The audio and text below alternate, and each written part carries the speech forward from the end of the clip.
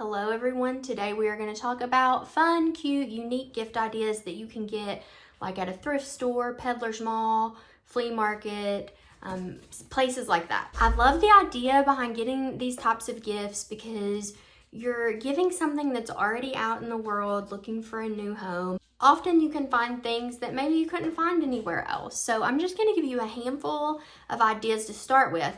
And what's kind of funny is that I'm getting better at gift giving. It's never been like a strength of mine.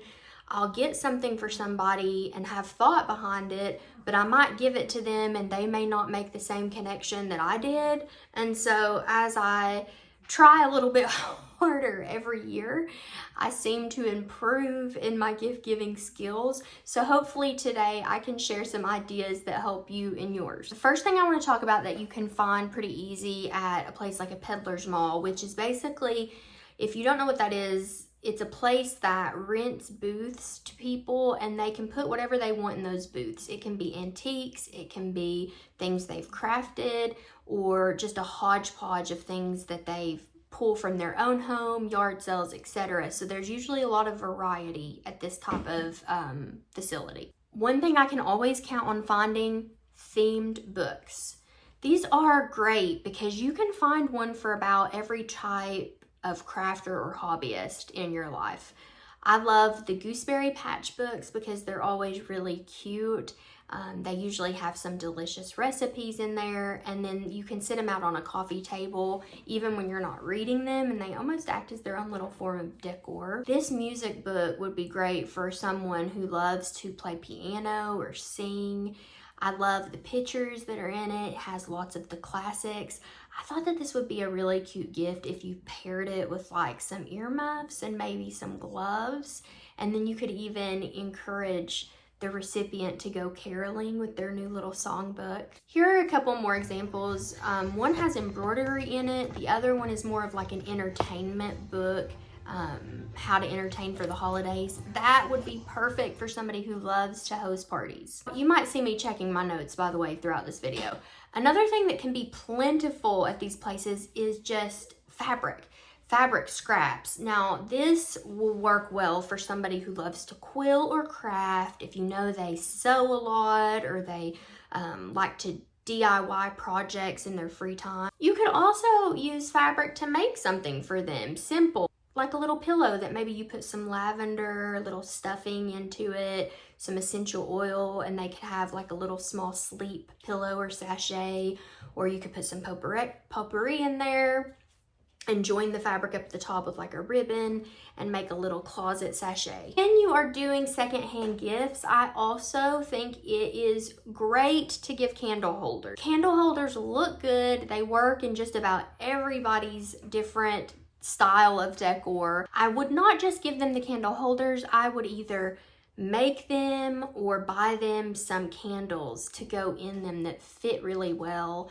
You can find these just about anywhere, even places like Dollar Tree have candles like that, or you could go a more natural route and go to a craft fair locally or something like that and get like beeswax candles, which are beautiful to burn. And then you could have your holders and some taper candles and maybe throw in a little box of matches and give them the gift of light this Christmas. Cookie jars. Okay, so cookie jars elevate a homemade gift of cookies, brownies, chocolate, truffles, whatever you make in your kitchen. I think it's super sweet that there are so many options for like plastic containers now that you can give. But wow, to give a ceramic cookie jar or a glass container that is reusable, I think it really doubles the excitement of your gift. Plates are another thing to look for when you're doing your secondhand shopping, when you're looking in these thrift stores and places like that, because they are super easy to find in singles usually. They make great decor. You can include a wall hanger or even a little stand. Sometimes those will be available for sale with the plate that you find. And if not, you can always find those at places like Amazon or Walmart. Baskets are another item that are plentiful. And you could give the basket alone. You could use the basket instead of a gift bag. So I had a friend once drop, my friend Katie once dropped something off for me in a basket, and we ate what was inside the basket and enjoyed it, but then I still use that today to put books in my living room. They're not as wasteful as something like a gift bag with tissue paper, and then if you put a little bow on top, you're really elevating the whole experience of gift giving. Now those are items that I feel like are easy to find, but also there are random things sprinkled throughout that you should look for. My key point here is if you're going to give something kind of random from one of these stores, then look for something that's still in its packaging. There's just something about not only getting a vintage gift, but also getting something that's in its original package, even if it's from like 1991, which feels like it's not that long ago. I was born in 84, but you guys, that's, for some people, that's a while back.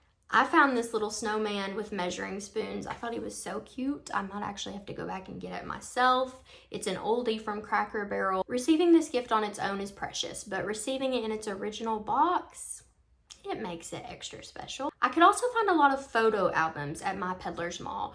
I saw this one and I thought, okay, you could give them this photo album, and you could also give them like a $10 gift card to the Walgreens or Costco or CVS Photo Center, and encourage them in the card with the gift to print off some of their favorite photos and display them this year. Challenge them. You could do that with a photo album, but you could also do it with like a beautiful set of picture frames. And the last thing I saw that I thought would be so fun to give is this Country Goose sponge holder. It's too much. Put a Sponge Daddy in there and maybe a really nice natural scented dish soap, and you've got a cute little sink side set. So this is just a handful of ideas. I hope it inspires you to get out there and maybe wrap up some things that are already out in the world, just waiting for a new home, waiting for you to find them, appreciate them, see value in them, and give them to your friends and family to make them smile this holiday season. I will see you all in the next one.